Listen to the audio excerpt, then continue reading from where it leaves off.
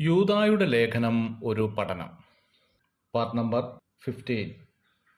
യൂദായുടെ ലേഖനം 10-ാം വാക്യത്തിലേക്ക് വരുമ്പോൾ, ഇവരോ തങ്ങൾ അറിയാത്തതും എല്ലാം ദുഷിക്കുന്നു, ബുദ്ധിയില്ലാത്ത മൃഗങ്ങളെപ്പോലെ സ്വാഭാവികമായി ഗ്രഹിക്കുന്നവയാൽ ഒക്കെയും തങ്ങളെ തന്നെ വഷളാക്കുന്നു എന്ന് രേഖപ്പെടുത്തിയിരിക്കുന്നു.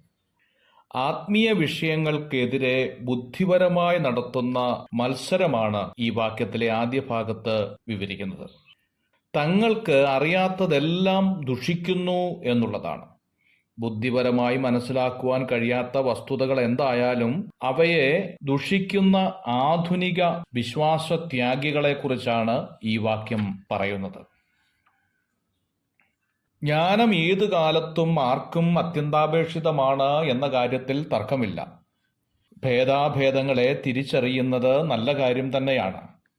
പക്ഷേ വേദപുസ്തകത്തെയും ആത്മീക വിഷയങ്ങളെയും ശാസ്ത്രത്തിന്റെ മൂശയിലിട്ട് പഠിക്കുവാൻ ശ്രമിച്ചാൽ മനുഷ്യൻ പരാജിതരാകും എന്നതിൽ സംശയമില്ല.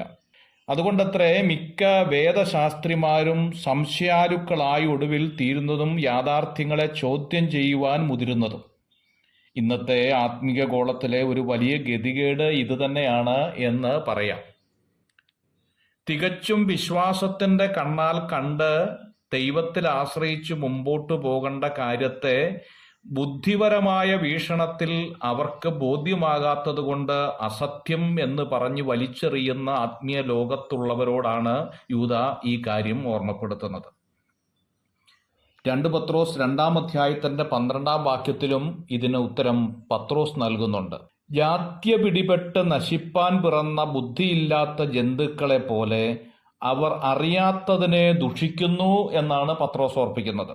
മാനത്തോടിരിക്കുന്ന മനുഷ്യൻ വിവേകഹീനനായാൽ നശിച്ചു പോകുന്ന മൃഗങ്ങൾക്ക് തുല്യനത്രേ എന്ന് സങ്കീർത്തനം 49:20 കാണുന്നു.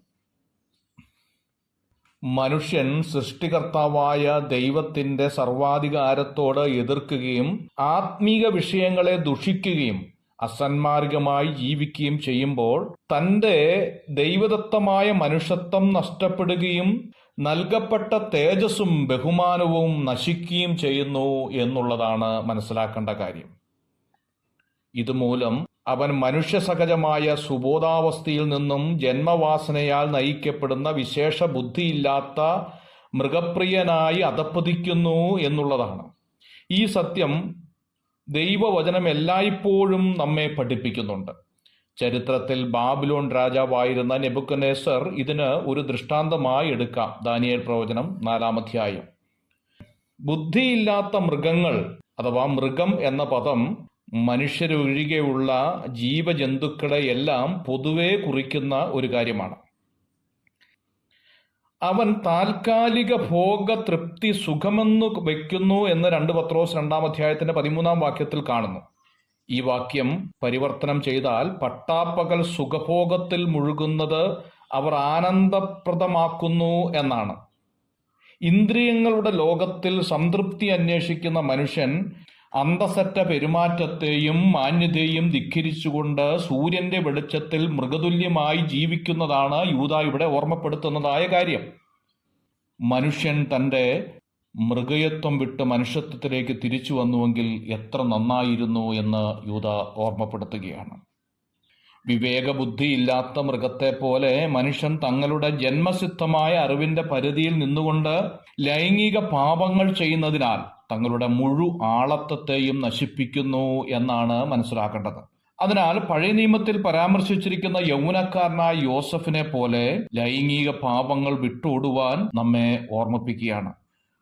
പാപത്തിന്റെ പടുകുഴിയിലേക്ക് ഒരു വ്യക്തിത്വത്തെ വലിച്ച് അടുപ്പിക്കുന്ന ശത്രുവിന്റെ തന്ത്രങ്ങളെ ശലോമോൻ രാജാവ് ചിത്രീകരിച്ചിരിക്കുന്നത് അറുക്കുന്നിടത്തേക്ക് കാളയും ചങ്ങലയിലേക്ക് പോഷനും പോകുന്നത് പോലെ, പക്ഷി ജീവഹാനിക്കുള്ളതെന്നറിയാതെ കെണിയിലേക്ക് ബന്ധപ്പെടുന്നത് പോലെയും കരളിൽ അസ്ത്രം തറയ്ക്കുവോളം അവൻ അവളുടെ പിന്നാലെ ചെല്ലുന്നു എന്ന സദൃശവാക്യം 7-ാം അധ്യായത്തിന്റെ 22-ാം വാക്യത്തിൽ നാം കാണുന്നു.